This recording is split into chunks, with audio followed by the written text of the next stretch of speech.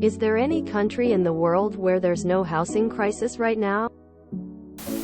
Japan, but they got a whole nother set of problems.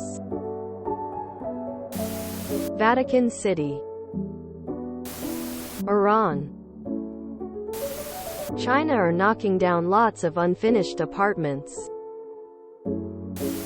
Technically every country has areas where buying a home is much easier.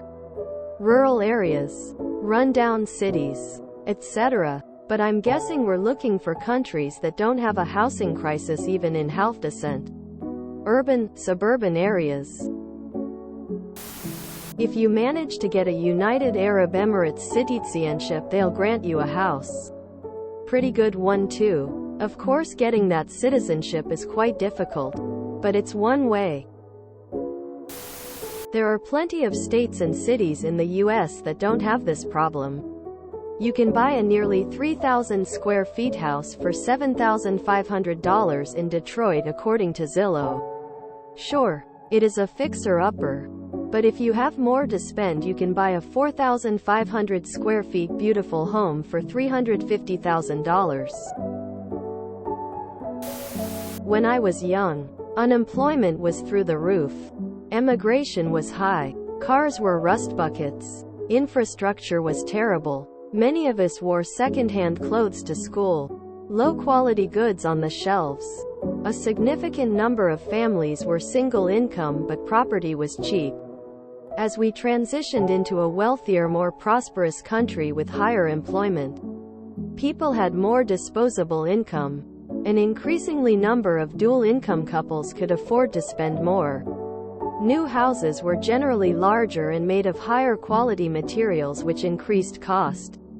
Builders required higher wages. Scarce property in or near capitals naturally became more valuable. House prices are often closely linked to the prosperity of a country, especially near capitals. Despite the terrible housing crisis in my country, the average price of a house in a rural area can be almost a third that of average prices in, near the capital. Other factors such as government legislation, pace of new housing development, etc. can almost dramatically impact house pricing.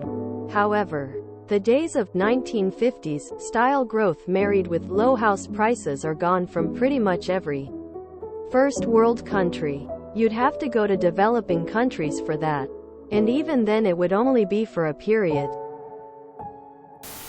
Young people can own a home in the US, Canada, Australia and Western Europe. The issue is young people can't own a home in a place that young people want to live, work. Go out to the middle of nowhere in the US and you can get very, very cheap houses.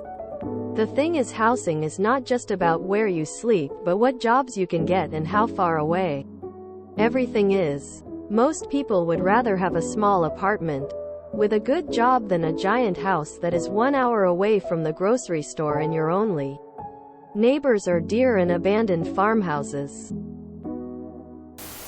Megacorps have made it their goal to own 40% of housing by 2040.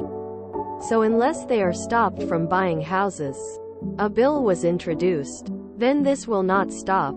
Their goal is to have you rent everything. They pay you a salary. All that money is returned to them via rent subscription fees.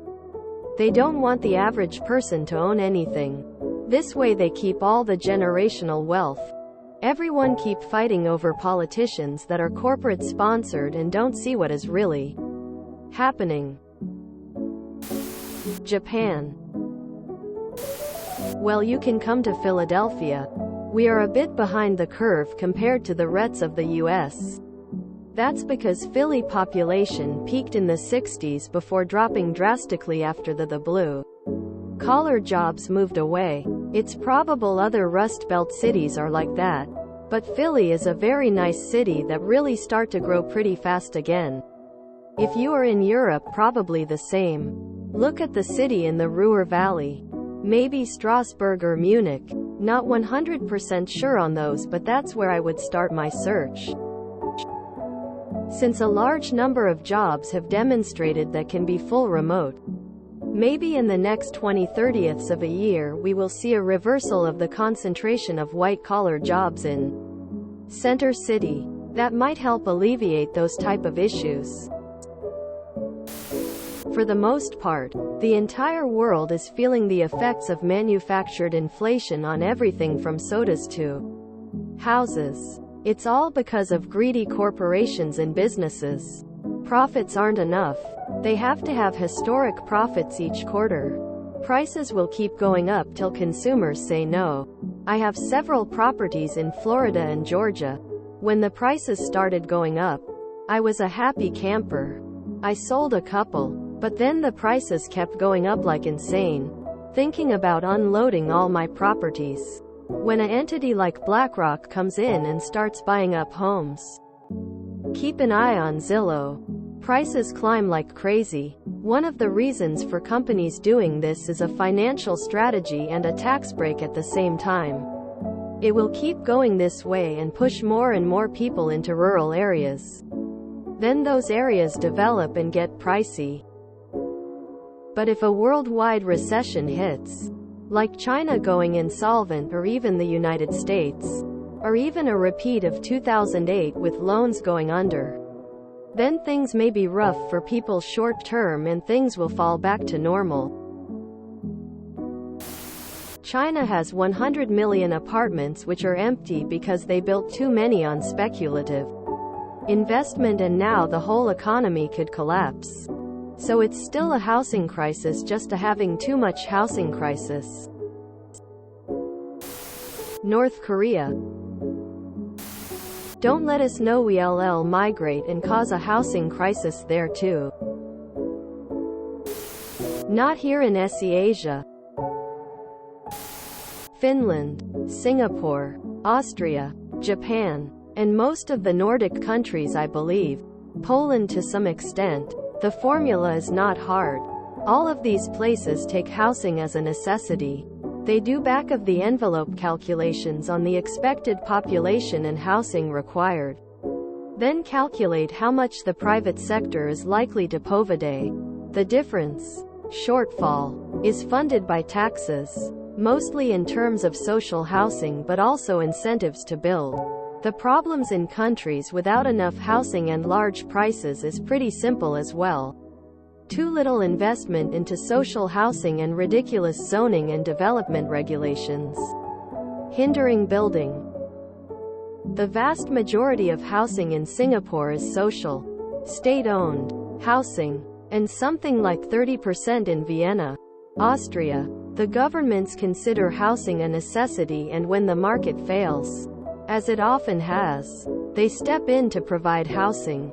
Not to the poor but the middle classes. It really is that simple. I'm thinking about building a house in the Philippines for under 30K. Venezuela. Everything crashed last 5 years or so. Beach properties available for 20-30K. If you enjoyed this video, please check out our playlists full of similar content. Epicuricast is like doom scrolling for your ears. Please like, share, and subscribe.